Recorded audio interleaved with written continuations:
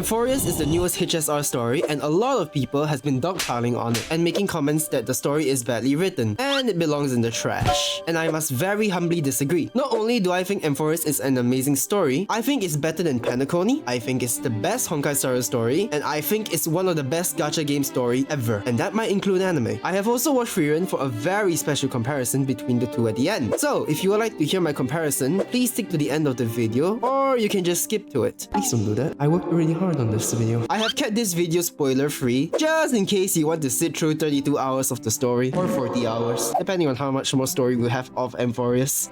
God knows how long this story is.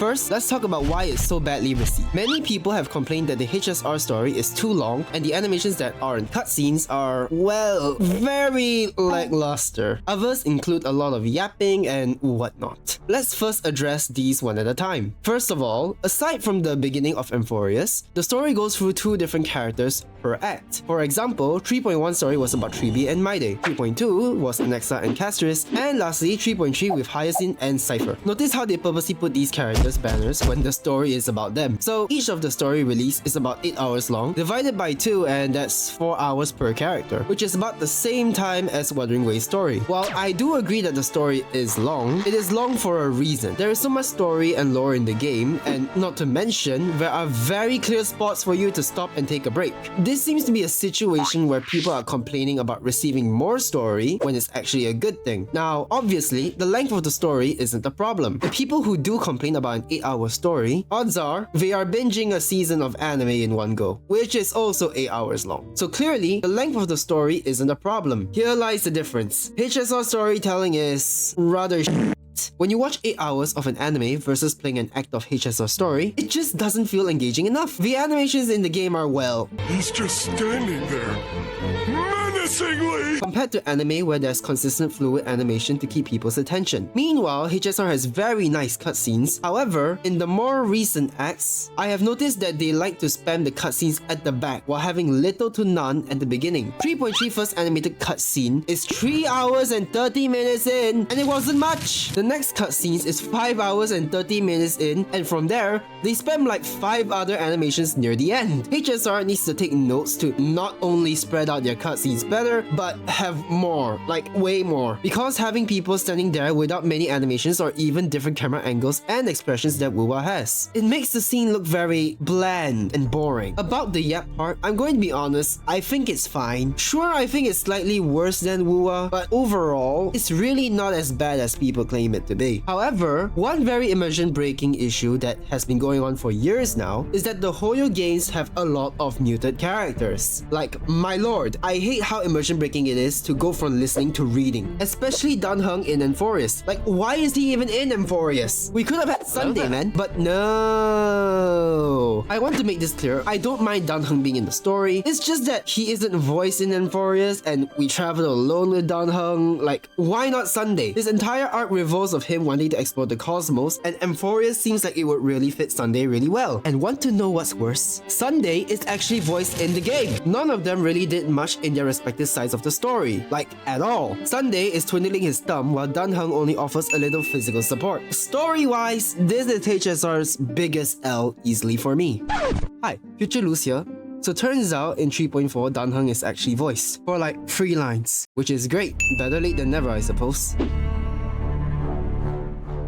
Despite the obvious flaws in the story in HSR, there is a big difference between badly written story and god-awful storytelling. HSR is one of the examples where a lot of lore and characters perform terribly due to storytelling. I love HSR story, in particular Penacony and Amphorius. However, I acknowledge that you need to have a lot of interest in the story and love for the characters to actually sit through the whole clusterfuck of a time dump. Like, why would you do Amphorius story when you could watch 5 other seasons of anime? Or, you know, touch grass, hit the gym once in a while, being productive in life? Nah. Amphorius is a really good story. However, it is told in a very poor manner. There are even some individuals saying that Belobog was the peak of HSR story. If you are one of these people, here's the truth. You missed the days when you had fun, not because the story was written better. There are many games I played in the past where I had fun. I revisited them a long time ago and they just aren't as fun anymore. Even though HSR is in a bad spot right now, it does not mean all is completely bad. Now, thanks to a certain Baldi, You don't want to be like this.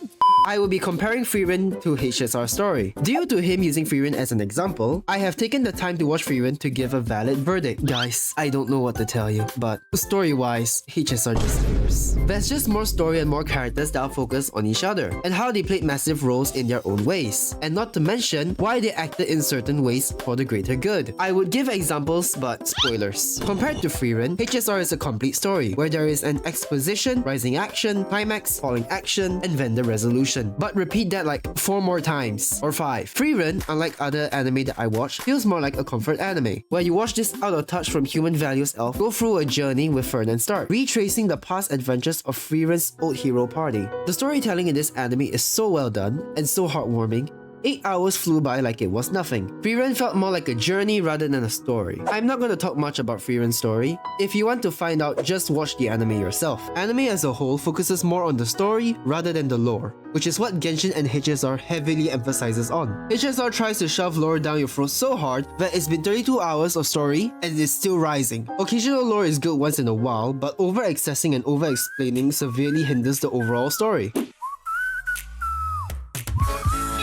So, all in all, what can we conclude? HSR has a better story and characters, but Frieren's storytelling is so well done that I would rather watch 5 seasons of Frieren over Amphorius easily. It really goes to show how important storytelling is when you look at ZZZ and Wuwa. Both in-game story pales in comparison to HSR and yes, even Genshin, but both ZZZ and Wuwa feel so much better due to a different storytelling style like the comic style in ZZZ. While Wuthering Waves takes advantage of camera angles, more character animations, and especially character expressions, and a lot more cutscenes throughout the story unlike HSR. At the end of the day, animations and storytelling plays a crucial part on how well of a story is portrayed. Genshin 2 has a good story but is being told by this sassy lost child. Now to give where credit is due, Paimon does talk less in the more recent arcs, but at the beginning especially, 40% of the dialogue is just Paimon reiterating and confirming things that has already been said before. Also, Hoyoverse lore goes hard. A lot of lore is just simply not in the game, like Zelda Zone Zero lore being told in the characters' trailers, whilst Genshin having more interesting lore in the comics. And HSR has a lot of untouched stuff that are unfortunately not shown in the game. I really like Collei's backstory in the comic, and they only subtly hinted towards Collei's story in Sumeru. It was never really talked about. As much as I love HSR and Genshin's story, I am aware that it's not for everybody. A skip button will solve the problem for those that aren't interested in the story. No one wants to sit through Genshin's boring story at the beginning and have the community say, oh, it gets better after like 3 arcs. Not to mention, the gameplay is so much worse than other games. Playing Wuwa first and then Genshin is like being a human first and then reverting into a caveman. Reject humanity,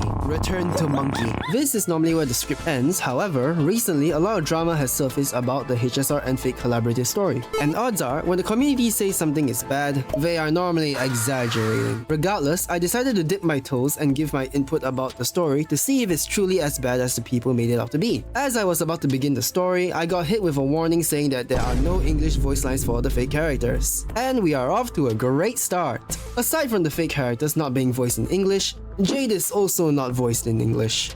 So that means I am going to be reading quite a bit. Why did they decide to not have English voice actors for the fake characters? I have no idea. I don't know which brilliant executive decided to not add voice lines for the English side, but after years of being forced to read, I have already gone numb to it. This, by the way, carries over to the gameplay as well. I thought if you are using English, it would just automatically use Japanese VA or a different language VA, but nope. Aside from the missing VAs, the story is pretty decent. All things considered, it educated me on a bit of Fate lore, and seeing the word Britain in HSR felt like a very strong whiplash. It just feels like the two things would never cross paths, but here we are. The Fate lore provided is probably very minimal, so in that aspect, Fate fans may have been very disappointed. On top of that, during the story, I found a few questionable plot holes that didn't really make much sense. They even had a section where all characters just lost their voice. While it makes sense in the context of the scenario, it does mean more reading. That segment was like 30% of the story. Besides that, there is also the copy-paste of ID's Elysiae and the characters just pretending that they are in Britain, which I'm gonna be honest, I am not surprised. We have done the same thing in previous HSR and Genshin story, where they used the technique of using similar places we have been and pretended it was somewhere else. There are also a few predictable plot twists, and it's not really a good plot twist if I could spot the twist immediately. A story that can intrigue the audience whilst having no idea where the story is heading is a solid hook. If executed well from start to finish, it will leave a lasting impact onto the audience. However, they dragged out predictable and boring parts that make me question, when when is this segment gonna end? Just like when I watched Flow. Not to mention how they added Lancer in the story just for the sake of being there. He literally serves zero purpose to the story, and it felt like they just added him just so they could fit Goodhill into the story. Now, this story isn't all gloom and doom. Believe it or not, I still enjoyed the story quite a bit. And that's because even though it is a Fate and HSR collab story, we got to learn more lore about Penacony. Even though they could have just focused on the Fate characters, I love how they added more Penacony characters that align with the story. Not to mention, there are several heartwarming scenes in the story. However, it's about the same level or slightly worse than those event stories in Hoyoverse. Overall, this HSR and Fate story could have had a lot more potential if they had focused more on the Fate lore, as the whole point of a collaboration is to try and get Honkai Star Rail players to be interested into the Fate series. And for me, I felt almost no reason to go check the Fate series out. I grade this story a 4 out of 10 as a whole. Anyways, this is my take on HSR story. Let me know if you have any disagreements or different points of views down in the comments, as I may have missed out on several points.